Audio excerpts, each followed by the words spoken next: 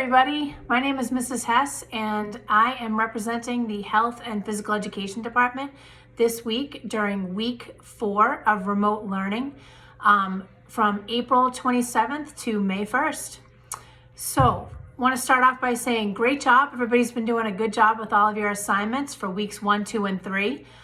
We've seen some really cool stuff. Glad that you guys are staying active. You're checking in on your nutrition, which is also important. And so just wanted to say, great job. Moving into week 4, we have decided to take a different turn. Our theme this week is going to be random acts of kindness.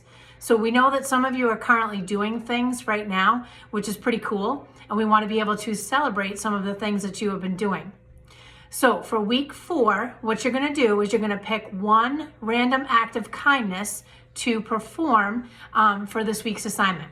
So some of the examples that we've come up with, we have an example list that we've come up with. And what you're going to do is you're going to pick one. You're more than welcome to pick more than one if you'd like, but you're going to pick one, and you're going to take all sorts of evidence so that you can turn in for week 4. Some of the examples that we've come up with one example would be like to help around your house. So we know that everybody's busy, maybe your parents are working, it's crazy. So if you could just help out a little bit around the house, that would be super helpful to your parents. Some things that you could do is you could maybe like clean the house, or you could do some laundry, or you could help take care of your siblings. Another thing is when we did the nutrition unit, a lot of people shared that they actually liked cooking a meal for their family. So that's another thing that you could do this week for a random act of kindness.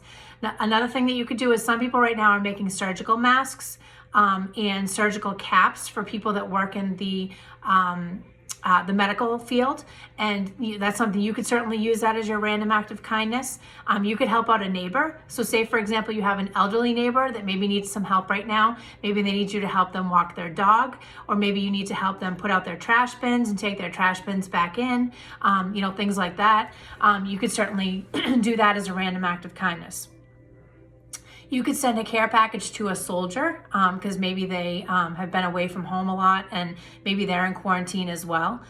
You could participate in a birthday parade, but please only do that if you have parental permission. That's a lot of fun, something you could do. You could help a sibling with homework, or you could tutor them, or you could read to them. You could certainly do that.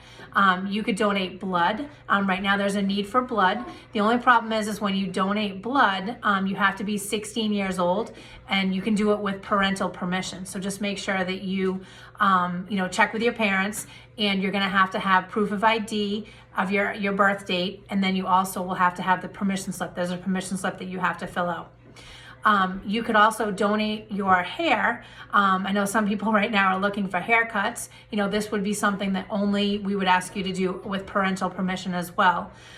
You could connect with a family member. So say, for example, because we're in social isolation, maybe you haven't been able to see some of your family members. Maybe you could send your family members in an email or a card, or you could even call them just to check in on them and see how they're doing. So that's something that you could do as well. Another example that we came up with is you could paint some of the kindness rocks. Everybody likes to find those around town. Maybe if you go out for a walk and you paint some of the kindness rocks, you could put them around town for people to find little, nice rocks with inspirational messages and things like that.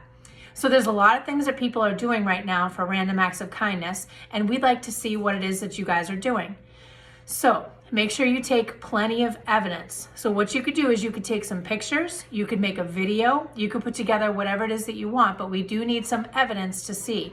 So if you decide to write your grandparents a card and send them a card to check in on them, just make sure you take a picture of yourself either writing that card or the finished product so that you have that for evidence. If you decide to take in all of your neighbors' trash bins and your recycle bins after trash day, have someone take a video of you doing that. So whatever evidence you can find, as we always say, more evidence is better than less. So the more you give us, it gives us a better, snapshot of what it is that you did for your random act of kindness. So once again, just to reiterate, you only have to choose one. If you want to do more than one, go for it, be our guest. And then what you would do is you would then fill out the worksheet. Don't forget to fill out the worksheet, and you're going to put your evidence onto your worksheet. So if anybody has any questions, make sure you reach out to your wellness teacher And as you all know, our office hours are posted and you can reach us via email at any time.